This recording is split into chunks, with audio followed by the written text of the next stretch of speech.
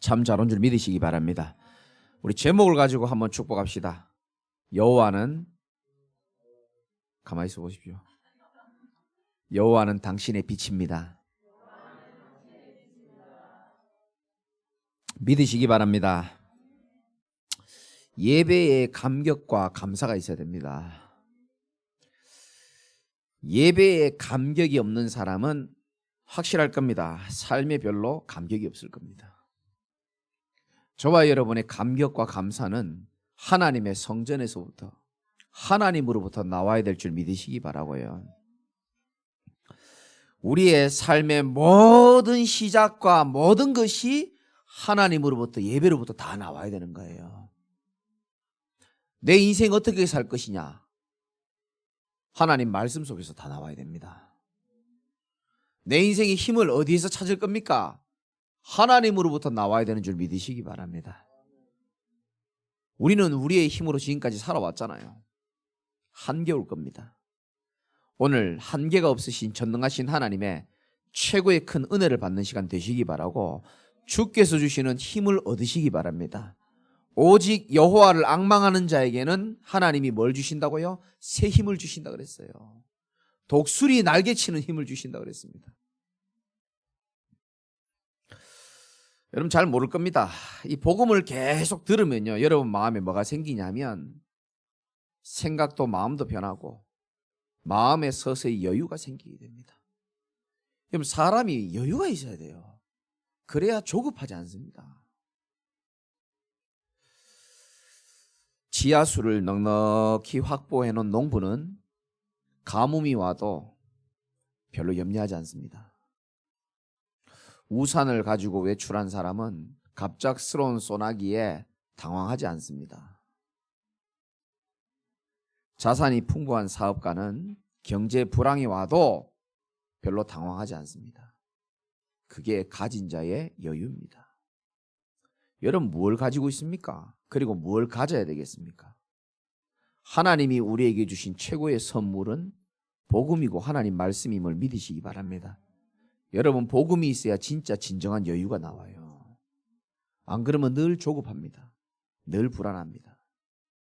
하나님만이 우리에게 안식과 평안과 확신을 주시는 유일한 분임을 여러분들이 꼭 믿으시기 바랍니다. 오늘은 어린이 주일입니다. 어린이들을 여러분 축복해 주시고, 어른들은 어떻게 하면 되죠? 오늘 하루만 어린아이 같이 말씀 받으시기 바랍니다. 어린아이 같이 말씀 받아야 돼요. 어떻게 보면 어린이들이 우리보다 더 순수해요. 그들은 머리에 들어간 게 많이 없어. 우리는 세상 것으로 가득 찌들어 있고요. 내 고집, 사상, 상처 가득 찌들어 있습니다. 그래서 말씀이 잘 안 들어가요. 오늘 여러분들이 진짜 어린아이 같은 마음으로 하나님의 말씀을 들으시기 바랍니다. 오늘 어린이 예배 또 중고등부 예배 때 제가 모든 우리 교회 어린아이들의 머리에 손을 얹고 안수기도 해줬습니다. 작년 어린이 주일에 제가 마음먹은 겁니다. 다음 어린이 주일 때는 그냥 보내지 말자. 아이들 머리에다 손을 얹고 진짜 마음을 다하여 축복 기도를 해줘야 되겠다. 그래 가보니까 제 팔은 두 개밖에 안 되잖아요. 그래서 어젯밤에 우리 애들한테 그랬습니다. 야, 니들은 미리 내가 기도해 줄게. 왜냐하면 교회 가면 또 다른 사랑하는 렘넌트들 기도해 줘야 되니까 너희들은 내가 미리 하자. 그 집에 속옷 입고 애들 3명 무릎 꿇게 하고 분위기를 잡았습니다. 아빠가 너희들에게 기도해 주기 전에 한 밤 12시 가까이 됐죠. 내 가슴에 있는 메시지를 하나 하고 내가 기도해 줘야 되겠다. 잊지 말아라. 아빠의 인생 메시지다. 니들은 공부 열심히 하고 성공하고 싶고 게임에 빠져 있지만 진짜 중요한 메시지는 알고 있어야 된다. 인생의 아버지가 평생 살면서 가슴에 한이 든 첫 번째 메시지가 뭐냐? 모든 인간은 반드시 하나님을 만나야 된다는 거다. 모든 인간은 반드시 하나님과 함께 해야지만 된다는 거다. 어떤 인간도 하나님이랑 함께 하지 않으면 불행해진다. 너희들 명심해라 그랬어요. 왜 사람들이 불행하냐? 왜 사람들이 방황하냐? 하나님을 떠나서 그렇다. 그래서 하나님 만나는 길 오직 예수 그리스도 한 분밖에 없음을 니들은 마음에 새겨라.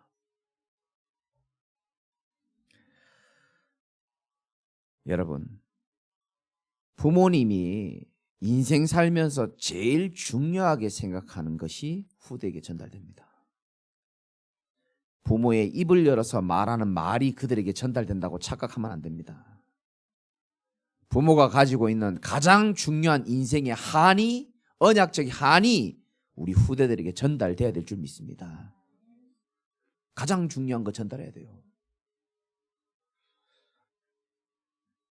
그리고 두 번째 메시지를 해줬습니다. 너희들은 이제 복음을 가지고 있기 때문에 하나님이 볼 때는 가장 소중한 자다. 근데 세상이, 사단이 그걸 모르도록 할 것이다. 세상에 나가보면 세상의 어두운 문화가 너희들을 삼키려고 할 것이다. 세상의 문화는 게임 문화, 음란 문화, 타락 문화, 여러 가지 흑암 문화들이 많이 있을 것이다. 그것들이 너희들을 빛의 자녀로 살아갈 수 없도록 속일 때가 많이 있을 것이다. 그래서 속지 말으라 그랬습니다. 금요일날 제가 말씀드렸죠. 성경이 나와 있습니다. 말세가 되면은 일어나는 특징이 성경에 나와요. 말세 때에는 디모데후서 3장에 보면 나오죠. 자기를 사랑하며 돈을 사랑하며 교만하며 자랑하며 쾌락 사랑하기를 하나님 사랑하는 것보다 더하고 부모를 거역하며 말세 때 일어나는 징조가 다 적혀 있습니다. 그리고 전도자를 핍박하게 될 것이고 그러면서 14절에 나오죠. 그러나 너희들은 배우고 확신한 일에 거하라. 어떤 일이 있어라도 세상의 여러 가지 문화와 조류와 여러 가지 흑암 문화가 너희를 덮치려고 하더라도 그러나 너희들은 하나님의 사람답게 살아라. 하나님이 특별하게 부른 존재이기 때문에 분명히 얘기했습니다. 너희들이 21세기 살릴 주역이고 237 나라와 5천 종족을 살릴 증인으로 쓰임 받을 것이다. 여러분들부터 먼저 확신 가지시기 바랍니다. 여러분이 확신이 있어야 돼요. 오늘 말씀의 제목은 다 같이 한번 읽어볼까요? 우리 여기 적혀 있나요? 다 같이 한번 읽어봅시다. 시작. 여호와는, 이 고백이 여러분 고백 맞습니까? 지난주의 말씀은 여호와는 나의 목자라고 나왔잖아요. 잘 들으세요.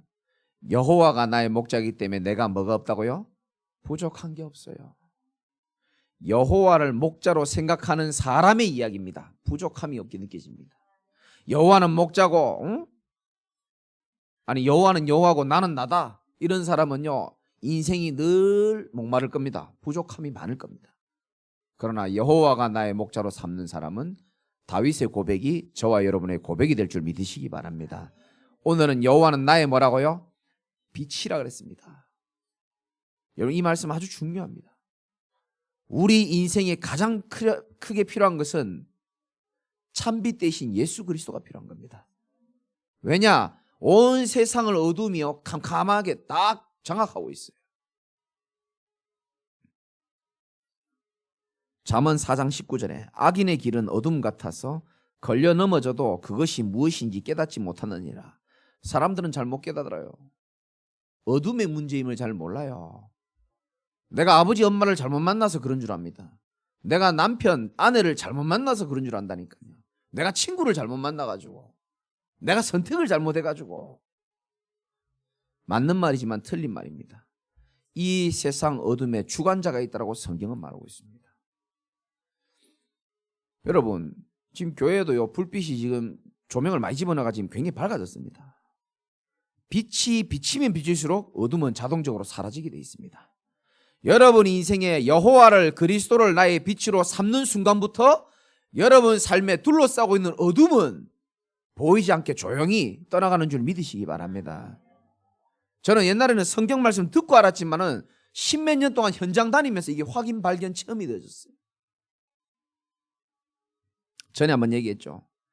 제가 한 15년 전에 얘기인데 대구에서 제가 전도사로 있을 때에 그때 가슴에 불이 붙었을 때죠. 지금도 불이 남아있지만 TV를 봤는데 엑소시스트라는 프로그램이 있는데 굉장히 그 심각한 사람들을 테마사들이 가가지고 뭐 귀신을 쫓아주고 뭐 이렇게 뭐 그런 프로그램이 있더라고요.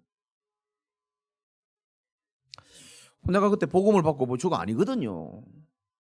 여러분 원래요 귀신에 잡힌 사람을 퇴마사들이 가서 보내고 나중에 또 찾아옵니다. 2번 다시 안 들어오도록 해줘야 되는데 내가 보니까 저게 아니야. 그래서 그 당시 TVN인가요? 게시판에다 제가 글을 썼습니다. 저렇게 한다고 되는 게 아니다. 지금 생각하면 간이 배 밖에 나온 거죠.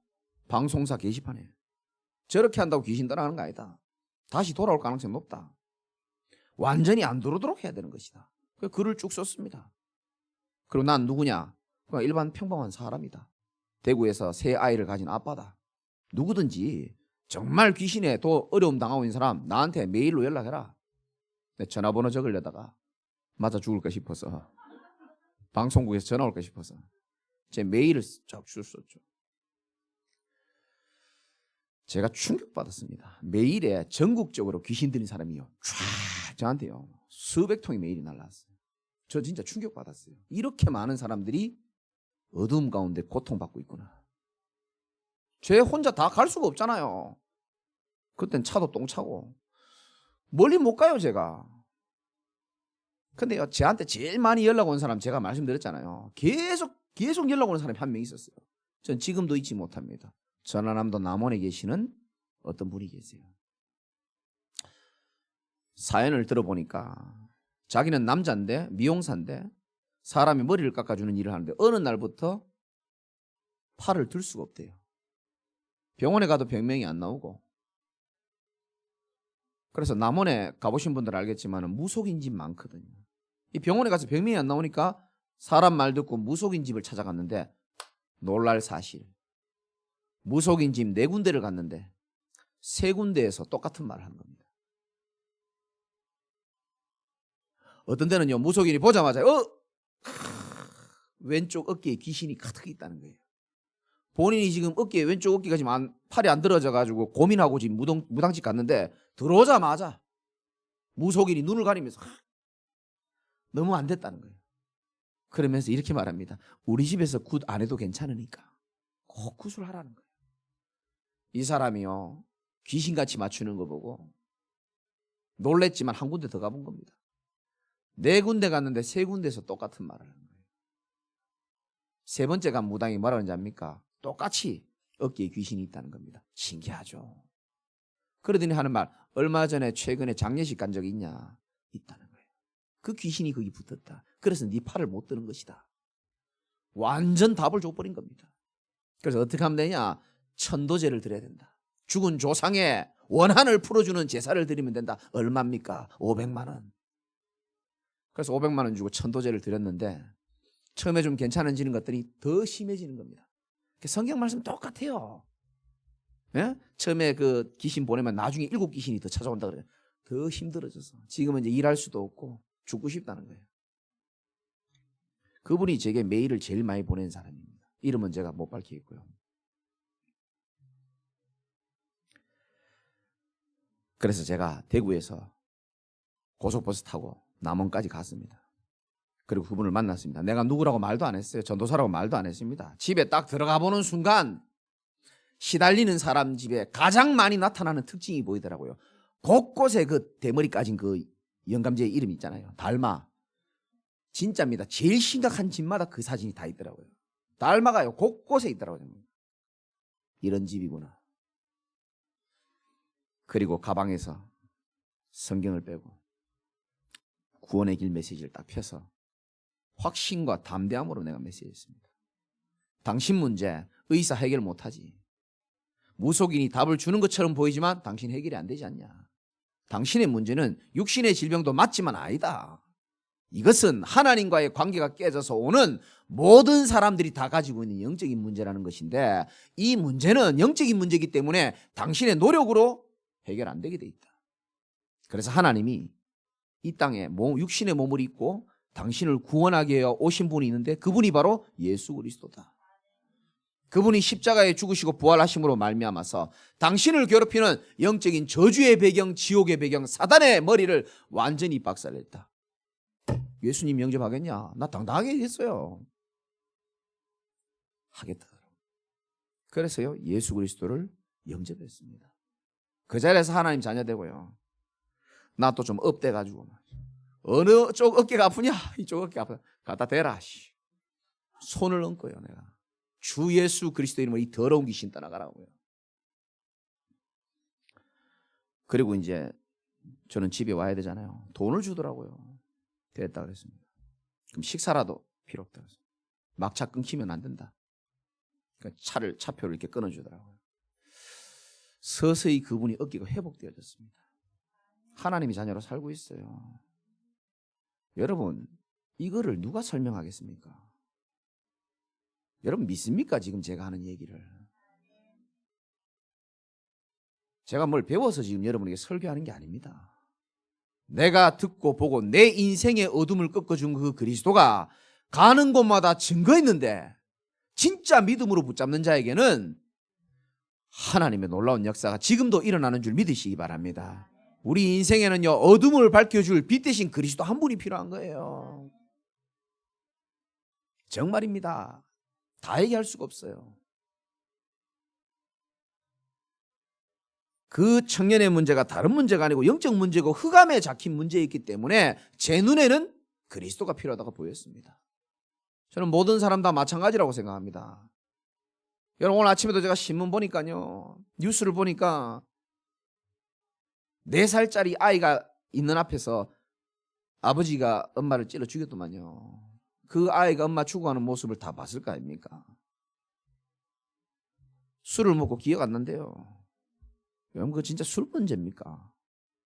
주중에도 얼마나 가슴 아픈 사건이 있었습니까? 건강한 젊은 아이가 한강에서 술 먹고 그 안타까운 사연 봤지 않습니까? 그건 세상에는 술 문제라고 생각합니다. 물론 술 문제 맞죠. 그러나 여러분들은 그것만 보면 안 돼요. 그 배후에 인간을 멸망시키려 하는 이 사단의 존재를 여러분 볼 수 있어야 되고, 이 사단의 일을 멸하러 오신 만왕의 왕이신 그리스도가 우리에게는 정말 필요한 줄 믿으시기 바랍니다. 그분만이 우리에겐 빛인 줄 믿으셔야 되는 겁니다. 제 인생에, 여러분 인생에 다른 게 필요한 게 아니고 빛 되신 분이 정말 필요한 거예요. 왜? 우리는 인생이 어둠에 있기 때문에. 그 사실을 알았던 다윗이 오늘 이렇게 말합니다. 여호와는 나의 빛이요 나의 구원이시니 내가 누구를 두려워하리요. 그 청년을 바꾸고 나를 바꾸고 여러분을 바꾼 하나님은 지금도 24시 우리를 바라보고 계시고 시공간을 초월하는 능력으로 우리와 함께하는 줄 믿으시기 바라고요. 그래서 우리는 어떤 것도 두려워할 필요가 없는 존재예요. 내가 누구를 두려워하리요. 여호와는 내 생명의 능력이시니 내가 누구를 무서워하리요. 여러분, 사람 두려워하지 마세요. 요한일서 5장 18절에 하나님께로부터 나신 자가 그를 지키심에 악한 자가 우리를 만지지도 못하게 하겠다 했습니다. 누가 우리를, 하나님이 우리를 위하시면 누가 우리를 대적하겠습니까? 악한 자가 여러분들 만지지도 못하게 한다 그랬습니다. 사람 두려워하지도 마시고 질병도 두려워하지 마시고요. 앞으로 펼쳐질 미래도 두려워하지 마시기 바랍니다. 제가 아는 하나님은요, 나를 하나님의 자녀 삼았다는 그 이유 하나만으로 우리의 미래를 다 준비해 놓고 계시더라고요. 진짜입니다. 난 여러분 보면서 얼마나 은혜가 되는지 몰라요. 정말 내가 어둠에 있었을 시절이 있었는데 그 시절에 내 인생이요, 내가 진짜 얼마 못 살 줄 알았어요. 왜? 너무 어두우니까 인생이. 그냥 빛 대신 예수 그리스도 하나 인정했을 뿐인데 오늘 하나님이 내 인생을요, 빛의 자녀들을 이렇게 불러 모아 주셔가지고 빛의 인생을 살아가게 하시는 것처럼 여러분 인생 마찬가지입니다. 제가 믿는 하나님, 여러분이 믿는 하나님, 어제나 오늘이나 영원토록 동일하신 하나님임을 믿으시기 바랍니다. 변함없이 여러분들을 지켜주실 겁니다. 그 사실을 믿으니까 10편 27편 2절에 보니까 악인들이 내 살을 먹으려고 내게로 왔으나 나의 대적들 나의 원수들이 그들은 실족하여 넘어졌도다. 악인들 걱정하지 마세요. 다 하나님이 보고 계시고 다 알아서 하십니다. 두려워할 필요가 없어요. 절대 주크신 하나님이 저와 여러분의 보호자가 되어주시는 겁니다. 27장 3절에 군대가 나를 대적하여 진칠지라도 내 마음이 두렵지 아니하며 전쟁이 일어나 나를 치려 할지라도 읽어봅시다. 나는 여전히 태어나리로다. 여전히 태어나시기 바랍니다. 이게 복음 가진 자의 축복이에요.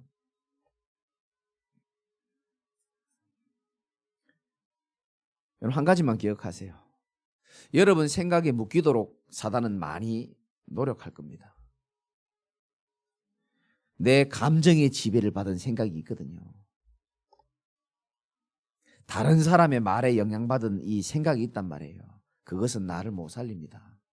하나님의 말씀에 뿌리를 내린 생각하시기 바라고, 믿음의 뿌리를 내린 생각들을 할 수 있어야 됩니다. 따라합시다. 괜찮다.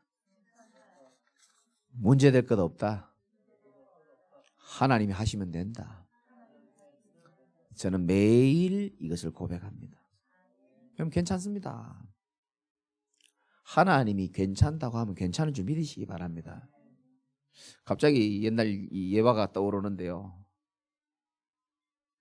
우리 아들 중에 한 명 있는데 그 전에 교회에서 목사님 딸이 있어요.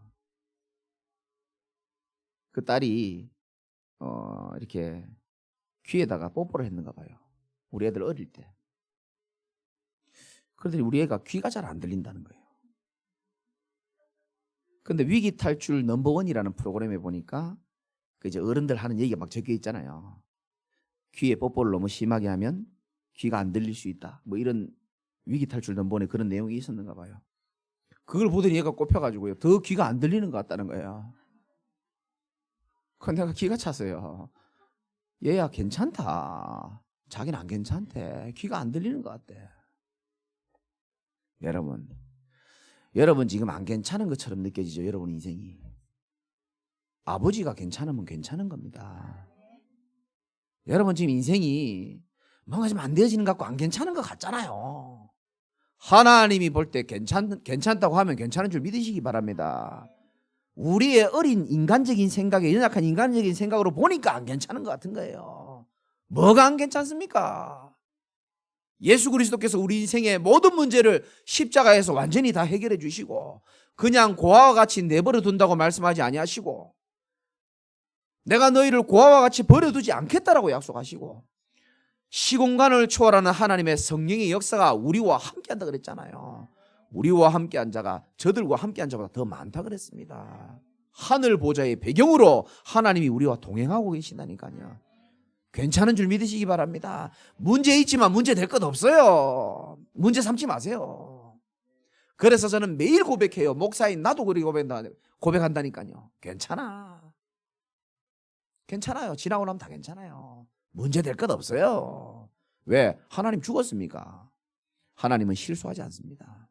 사람은 실수해도 하나님은 실수하지 않습니다. 태어나리로다. 그러면서 다윗은요, 이렇게 큰 위기가 있는데도 불구하고 마음에 한 가지 소원이 있었습니다. 4절 같이 한번 읽어봅시다. 시작. 내가 여호와께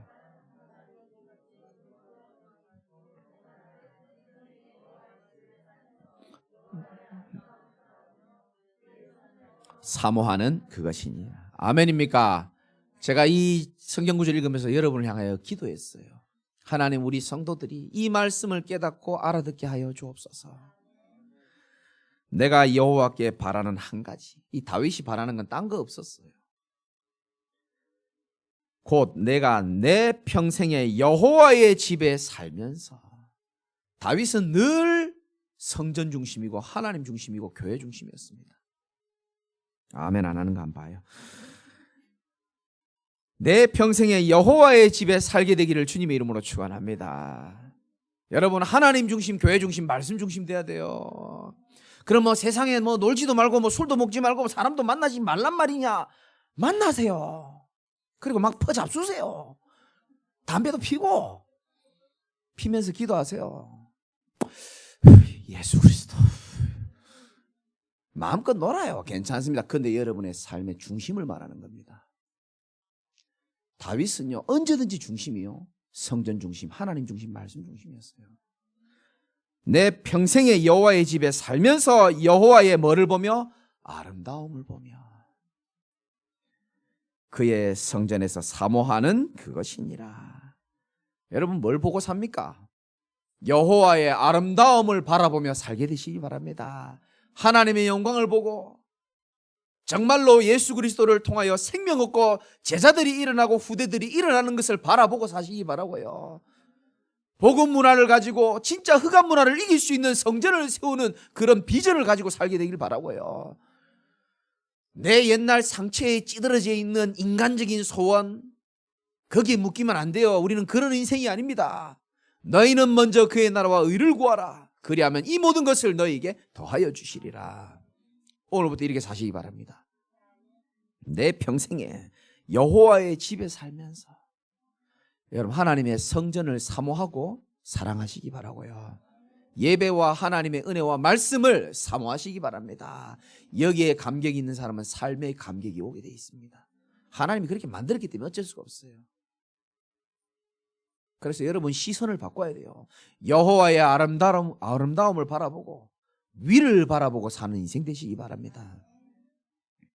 전에도 얘기했지만 사람은 주로 크게 네 가지를 바라보고 삽니다.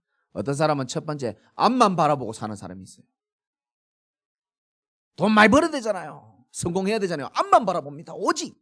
그래서 남편도 아내도 몰라. 애들도 좀 뒤로 하고 일단 내가 성공해야 우리 집이 잘 되니까 오직 앞만 바라보는 사람이 있습니다. 과거 필요 없어. 옆에도 필요 없어. 내가 잘 돼야 돼. 앞만 바라보는 사람이 있어요. 두 번째는 뒤만 쳐다보며 사는 사람이 있어요. 늘 지난 일 생각하고요. 과거에 좋았던 추억, 과거에 안 좋았던 슬픔, 상처, 늘 거기 매여 있는 사람이 있습니다. 혹시 우리 교인 가운데 그런 분이 있다면 이제는 고개를 여호와의 아름다움을 바라보고 성전을 향하시기를 주님의 이름으로 축원합니다. 그러니까 늘 후회와 원망밖에 없어. 어떤 사람은 또 땅만 쳐다보면서 사는 사람이 있습니다. 늘 무기력하게 낙심하고. 고개를 드시기 바랍니다. 영적으로 고개를 들어야 돼요. 낙심은 사단이 하는 거지 우리가 하는 게 아닙니다. 그리고 어떤 사람은 늘 옆만 쳐다봐요. 늘 비교하고요. 늘 남의 집 쳐다보니까 우리 집 애가 좀 이상한 것 같고 늘 저도 그럴 때 있어요. 그 속는 겁니다. 학교 다닐 때 내 친구요. 또 상처가 올라오려 그러네. 아버지 잘 만나가지고 저 어떤 지역에 큰 교회 아버지가 목회하다가 아들한테 넘겨줬거든요. 야 이거 너가 해라. 옛날에는 내가 탁구도 가르치고 이랬던 친구인데 그 교회 가서 보니까요 사람이 달라졌어. 양복도 아주 비싼 거 입고요. 어깨 이래 올라가 있더라고요. 어깨 좀 내려주고 싶은데 이래 올라가 있더라니까요. 내가 가서 충격받았잖아요. 건물이 막 1층, 2층, 3층, 4층, 7층까지 있나? 화장실이 2층에도 있고 3층에도 있고 6층에도 있고 7층에도 있고. 오줌 싸다가요 내 상처받았잖아요. 그 당시 화장실 소변기 숫자보다 우리 교인이 더 적더라고 내가 보니까. 야 진짜 자존심 상하더만 내 진짜. 전혀 내색 안 하고 괜찮은 척하고 왔죠. 내가 이빨 뽀독뽀독 갈면서. 그 집회 갔다 오면서 내가 그랬다니까요. 그런데요 교회 왔는데요 그때는 뭐 이만큼 사람도 없었지만 마음이 안 좋은 거예요. 나도 아버지 좀 잘 만났으면 이런 생각 드는 거예요. 막 그때 하나님 내게 주신 메시지가 있어요. 그 여러분이 붙잡아야 됩니다. 김 목사야 너에게 줄 축복은 따로 있다. 여러분 절대 비교하지 마세요. 상처받지도 말고 경쟁하지도 말고 여러분을 하나님이 구원하시고 여러분을 부르신 하나님은 여러분을 향한 축복은 따로 있는 줄 믿으시기 바랍니다. 보세요. 따로 있잖아요. 이렇게 귀한 제자들이 세워지고 따로 있는 줄 믿으시기 바랍니다. 옆에 쳐다보지 말고 땅만 쳐다보지 말고 뒤만 쳐다보지 말고 앞만 쳐다보지 말고 우리는 위를 쳐다보며 위에서 오는 하나님 주신 평안과 힘을 가지고 살아야 되는 존재인 줄 믿으시기 바랍니다. 아멘만 하지 말고 진짜 그렇게 사시기 바랍니다. 그리고 우리 새가족들 많이 계시는데요. 잘 들으시기 바랍니다.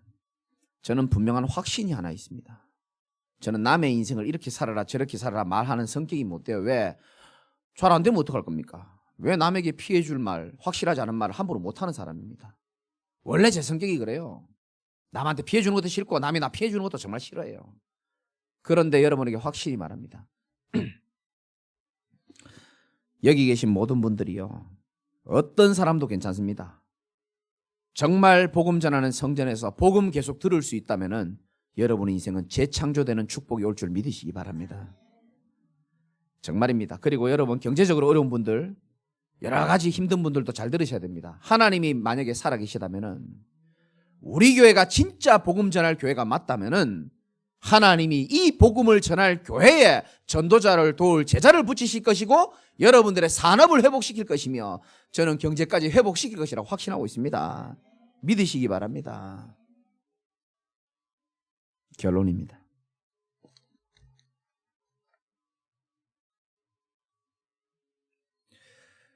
시편 27편 1절에 여호와가 나의 빛이라 그랬습니다.